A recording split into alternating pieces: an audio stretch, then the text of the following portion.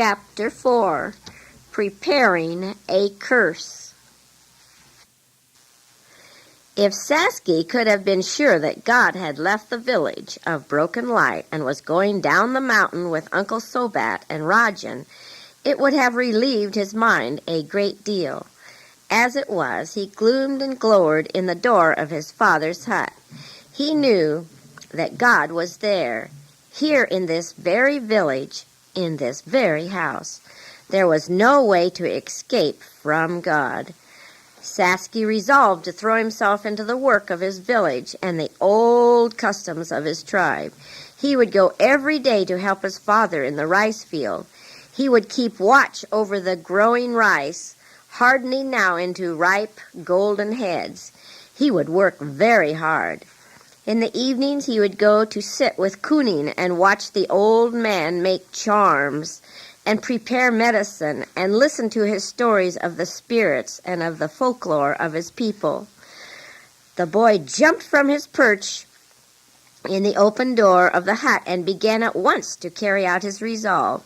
He tried to do as much work as a man. He hunted in the jungle. He went to see Kunin every day. There must be no time for thinking about the God of heaven. It was difficult because so many things brought the thought of God to his mind. He remembered that Rajan taught the people of Singing Water how God made all of the flowers, the birds, and the animals. Sasky couldn't look at a bright forest jay without wondering what God used to put that flashing color in his wings. Whenever he happened on a jungle flower and smelled its perfume, he wondered why God made it look and smell that way. It proved to be almost impossible to shut the thought of God from his mind. The days passed quickly, filled with hard work. Each evening on his way to Kunin's house, Sasky stopped to see Jerub. The chief's son was getting better. His mother had made some kapok pillows for him, and he was propped up as straight as he could sit with a splint on his leg. The old chief was often there. The father and the son talked together a great deal. Jerub said the leg didn't hurt much any more. Several times Kunin tried to remove the stiff bamboo splint the teacher had placed on the leg. Once he cut through some of the fastenings with his knife. The old chief fell into a rage over that. "Let it alone," he screamed at the witch doctor. "But the leg will get well of itself without all this evil magic from Singing Water." Kunin was determined. "Don't touch anything the teacher did," Jerub warned him in a tone of severity. Then the two of them carefully mended the place where the bamboo split had been cut. "Who is this God of heaven?" Jerub asked Sasky a few days after the accident. "Isn't the God teacher a worshiper of the God of heaven?" Sasky had often asked himself this very same question. Who is the God of heaven? He didn't know the answer, but he knew more about it than Jerub did. He had listened to Rajan talk about God for 2 moons. The teacher in Singing Water says that God lives up in heaven beyond the stars in the sky, but his presence is everywhere. He made everything in this world. Jerub sat on his mat and thought about this for a long time. "I would like to see God," he said at last. "No one can see him," the boy said. He knew that with the heart one could talk to God and hear him too, but he was afraid to say such a thing. He wanted to get away from God. He hoped that when God saw how determined he was to cling to the old customs and witchcraft of his people, that God would go away and trouble him no more. He left Jerub sitting there with a look of gladness on his face. He hurried on to Kunin's house. "What are you making tonight?" Sasky asked the old man. Kunin was sitting in the middle of his floor on a mat. He was shaving some fresh bone into a little flat basket. On the mat beside him were little piles of hair from some animal, a monkey perhaps. There was some odd-shaped twigs and a few dry seeds. The old man looked at the boy a long time, as though he would read his very soul. Then, without answering, he went on with his work until he had a little pile of the bone shavings. Then he looked up again and searched Sasky's eyes. "I think I can trust you," he said as he leaned forward on his mat, his small wrinkled face very close. "Some day you will take my place as witch doctor of this village. It is right that I should show you everything. If you ever reveal what you see or hear in this room, the demons will torture you and you will surely die. I will tell you what I am making." Sasky felt fear rising inside of his body. He looked down at the piles of devil medicine on the mat between them and in the little basket. Then he looked again into the face of Koonin. He saw the snaggled yellow teeth, the cunning eyes, and the sunken cheeks. "I am making the medicine of madness," the old man said. "If this medicine is placed near any person, he will become confused in his mind and go mad." Without wanting to or meaning to, the boy shivered. "Why would you want to make that kind of medicine against anyone?" he asked. "Can't you see? The chief's son is already taken in the heart by this foreign witchcraft. Since they put the bamboo on his leg and pulled him with their hands, he is bewitched. His heart is gone after the God-teacher." Koonin had been against his task. The thin shavings of bone fell silently from his knife. "Every day when I go to see Jereb, he talks about the God of heaven and this teacher Rajan from Singing Water. Can you cure him with this medicine?" Sasky was terrified, but curious too. A disturbing thought came to him. Perhaps Koonin had some medicine prepared for him also. "What about me?" he asked in a straightforward manner.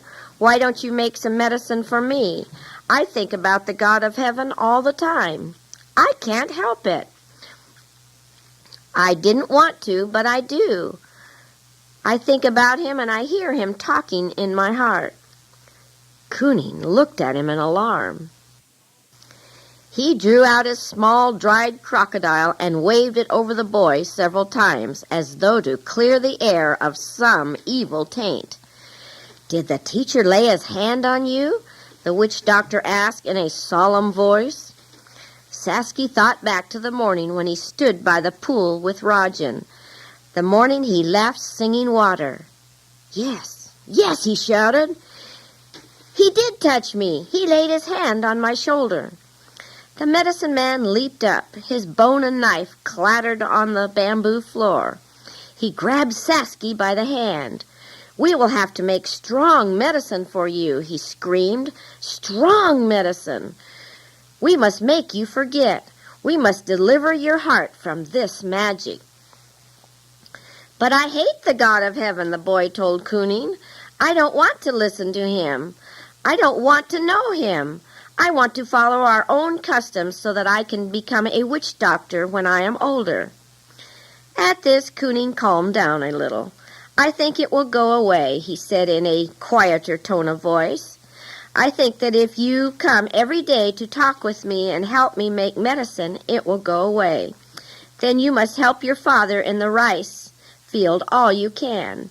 Try to think about the spirits and how important it is to please them. I will make you a powerful charm. All these things will make it go away." "I will do all you have said," the boy said, looking straight into Koonin's glittering eyes.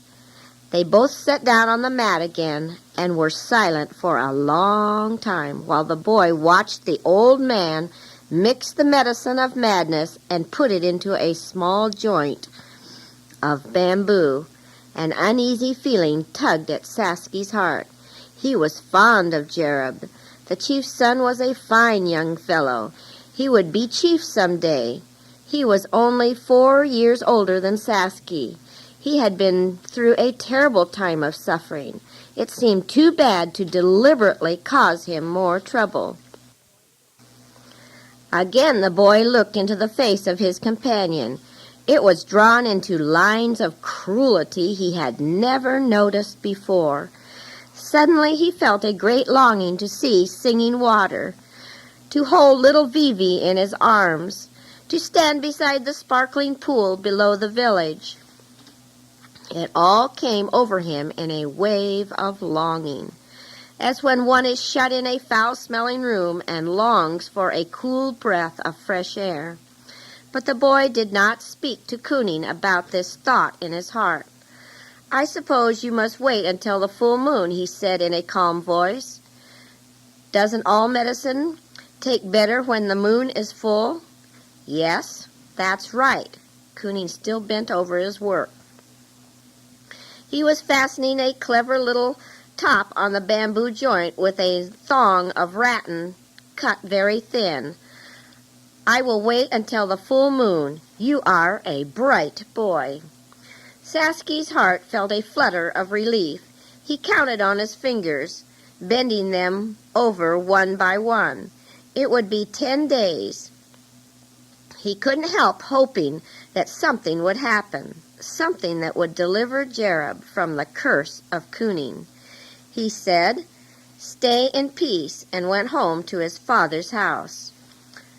Paco was glad to see him. He was sitting by the oil lamp in the inner sleeping room. "You must have been here for nearly 3 weeks," his father said. "You have helped me a great deal. Now the rice is ready to harvest. You know how bad the deer and the birds are this year. They will take our crop if we don't gather it in at once." "I will help you, Father," Sasky said, throwing himself down on his own mat. "Yes, I know you will help, but that is not enough. I want you to go early tomorrow morning to call your Uncle Sobat. He always helps me harvest. There isn't a better rice cutter in all the mountains. You tell him to come as soon as he can, tomorrow if possible." "But, Father," the boy sat up. His heart was doing queer things. Now it was hammering in his chest. He put his hand over it to still its pounding. His father might hear. "Of course I will go," he said. When he lay on his mat that night, he tried to think how the wish of going to Singing Water had come to him. He had been sitting there looking at Koonin. He had been thinking how cruel Koonin's face looked as he prepared the medicine of madness for the chief's son. Then he thought of Singing Water. He remembered the face of Rajan as he worked over Jerub's dislocated leg. Then, like a bird flying in from the open sky, there came that yearning desire. This must be God again. Was God closer than the secret thoughts of his heart? He wiggled and squirmed and tried to find a comfortable position so that he could go to sleep. God was here. The strength of God had never seemed so great. He stopped worrying about Jerub.